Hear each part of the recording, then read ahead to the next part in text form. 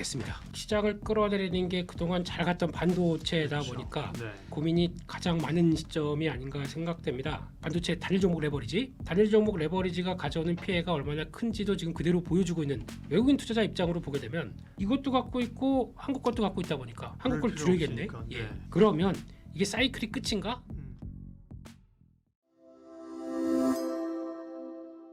안녕하십니까. 예민수의 경제토크. 오늘은 레몬리서치 김민수 대표님이 오셨습니다. 어서 오십시오. 안녕하십니까. 사실 굵직한 이벤트들은 상당 기간 지나갔는데요. 삼성전자 2분기 실적도 발표했고 SK하이닉스의 미국 주식 상장도 끝났는데 그건 그렇지만 주가가 특별히 반도체가 또 너무 많이 흔드네요. 왜 그럴까요? 네, 시장도 그렇고 시장을 끌어내리는 게 그동안 잘 갔던 반도체다 그렇죠. 보니까 네. 지금 이래저래 고민이 가장 많은 시점이 아닌가 생각됩니다. 근데 오늘 하루 종일 그 생각을 해봤습니다. 네. 이게 과연 일단 올해 들어서도 한 200% 300% 올랐다. 그렇기 때문에 주가는 앞으로 업황을 좋은 걸 반영해서 많이 올랐다고 치는데 그러면 이게 사이클이 끝인가? 아니면 사이클이 고점이고 이제 AI, KPX 이제 다 어느 정도 진행됐기 때문에 약간 이제 그다음부터는 KPX 투자를 줄여서 거의 이제 반도체 고점이 만드는 것일까? 라는 쪽에 대해서 여러모로 다각도로 이런저런 고민을 많이 해봤는데 네. 그런 상황은 아닌 것 같아요. 그러니까 그런 상황은 네. 아닌 것까지는 사실 공감을 하죠. 이제 끝났다는 아닌데 그러기에는 너무 흔들어대니까 그죠?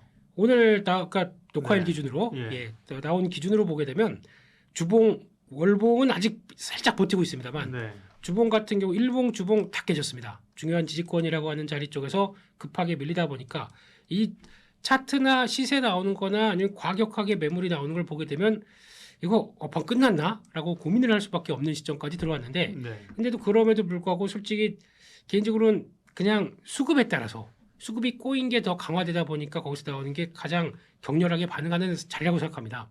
근데 보고 있으면은 시장은 끝난 것처럼 보이다 보니까 저희가 이제 괴리가 좀 커질 수밖에 없는 거죠. 네. 근데 결론적으로 지금 일단 수급이라고 먼저 대답을 드릴 수밖에 없는 게 수급 같은 경우는 이제 다 아시겠지만 반도체 단일 종목 레버리지 이때가 탄생을 한 게 5월 26일입니다. 네. 탄생하고 약간 20%더 갔다가 거기서부터 고점 대비해서 거의 30% 이상 빼는 이런 단계로 봤었을 때 하닉스는 거의 50% 빠졌습니다. 네, 이런 단계로 봤었을 때 일단 지금 단일 종목 레버리지가 가져오는 피해가 얼마나 큰지도 지금 그대로 보여주고 있는 적나라한 상황이라고 봐야 될 것 같고요.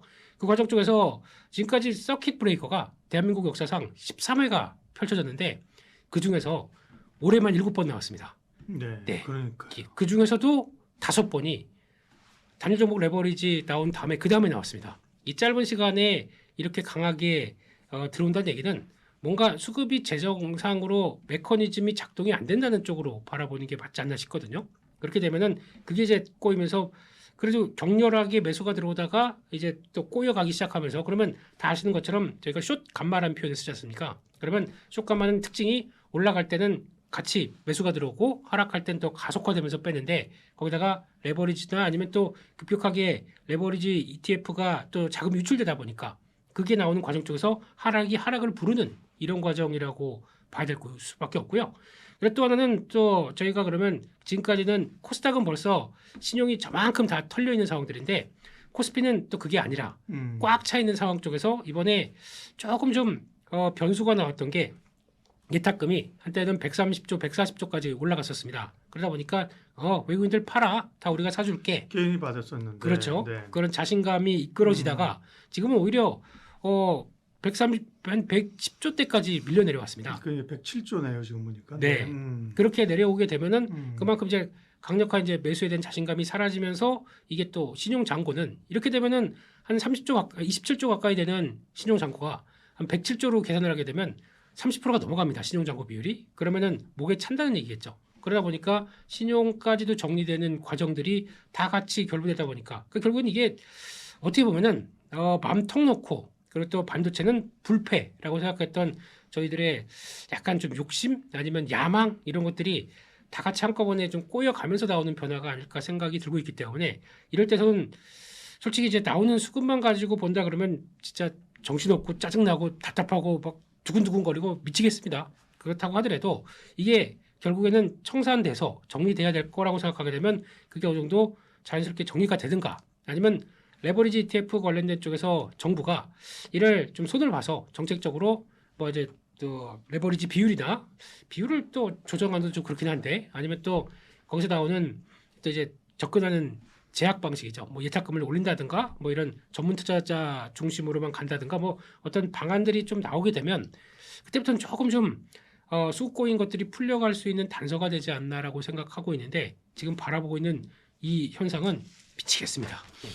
네, 미치겠습니다. 그러니까요. 네. 근데 공교롭게도 이게 이제 말씀하신 두배 ETF와 함께 SK 하이닉스가 또 ADR 상장하고 나서 그죠? 네. 안 그래도 이게 본주와 ADR하고의 뭐이 차익 거래가 바로바로 일어나는 건 아니잖아요, 그죠? 근데 하이닉스는 상장하고 상장 첫날이지만 12%가 올랐는데 본주는 지금 방송하는데 15%를 빼고 있다, 그죠? 네. 뭐 이런 어떤 괴리도 또 변수잖아요.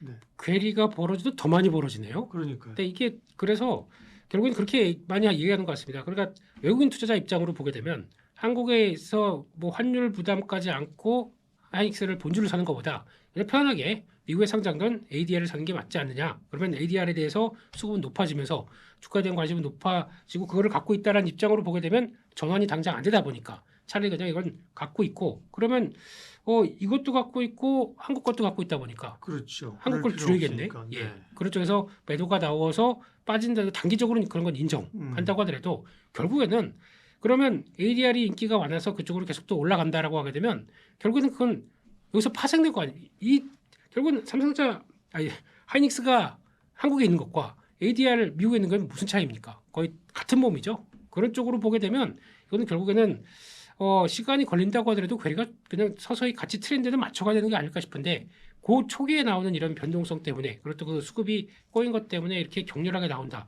이게 이해가 안 됩니다. 전 개인적으로. 그래서 그러니까요. 네. 그런데 말씀하신 것처럼 아직은 사실은 반도체에 대한 실적에 대한 AI에 대한 믿음은 있단 말이에요. 네. 그런데 이제 워낙 변동성이 크게 나타나는 구간이기 때문에 그러면 이제 이게 이런 꼬인 것들이 과연 언제 좀 정상화가 될 것인가? 네. 사실은 반도체로 너무 쏠렸었잖아요. 그래서 우리가 그건 이제 그렇죠. 그것이 해소되기를 원하는데 이런 그림은 사실 아니었던 거죠, 그죠?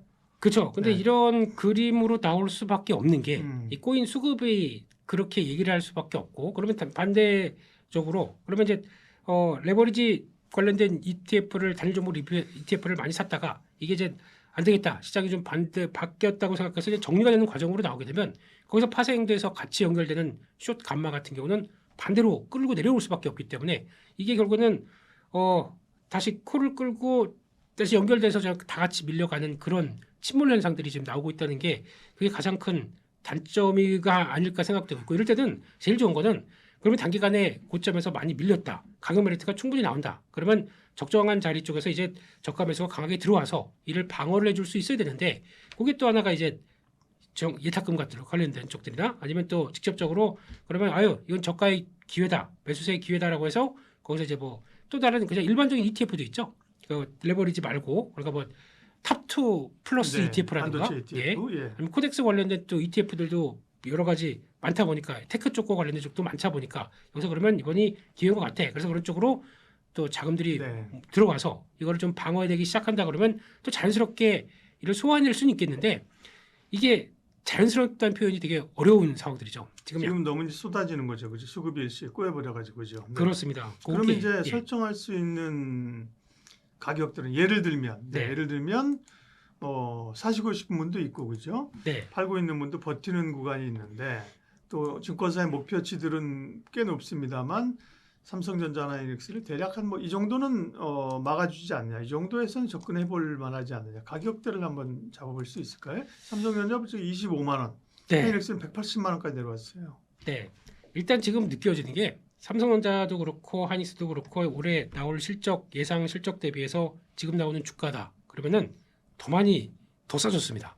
그러니까 지금 뭐 한국 증시도 지금 역사적으로 가장 실적 대비 선행 PR로 보게 되면 6배 또 이제 막 무너질 정도로 많이 빠진 상황들이거든요. 그렇게 되면 이게 실적이나 체력 대비해서 이만큼까지 받았으니까 저가 메리트가 높다는 쪽들은 맞는데 단순하게 많이 이런 저감에 그러니까 저퍼를 가지고 주가가 동력을 만들면서 움직일 수 있겠느냐라는 쪽들은 이제 조금 좀 생각은 해봐야 되겠죠. 그만큼 풀린 게 꼬이는 게 확인된다는 쪽에서 그래서 아마 일단은 월봉상으로 보게 되면 지금 상황 쪽에서 월봉에서 그래도 한 24만 5천 원 정도. 그러니까 지금 거의 다 왔다고는 생각됩니다. 그 정도 쪽이 중요한 또 지지권 중에 하나이기 때문에 그 정도쯤에서 반전의 메리트를 마련할 수 있는지. 그러니까 특히 이번 달만 하더라도 거의 막 25% 가까이 하락한 모습들이기 때문에 그런 쪽에서 가격 메리트는 뛰어나죠 지금요. 이런 쪽으로 볼 수 있을 것 같고요. 또 SK 하이닉스 같은 경우는 지금 올해 지금 월봉상으로만 본다고 하더라도 지금 올해 지금 7월달에 밀린 게 거의 30%가 넘어가는 상황들이거든요. 그렇게 되면은 마찬가지로 근데 하이닉스는 조금 좀 강화가 된 측면들이 있기 때문에 지난달 저점과 거의 이 얘기한다. 그러면 180만 원대 초반이면 또 가격 메리트가 들어오는 구간 같습니다. 그렇기 때문에 이게 지금 그래서 오랫동안 봐왔던 제 입장이나 아니면 이제 반도체나 테크 쪽을 좀 사랑하는 사람들 입장으로 보게 되면 일단 올라갔던 거 빼고 그 다음에 지금 자리를 본다라고 했을 때는 솔직히 너무 사고 싶은데 돈이 없네요.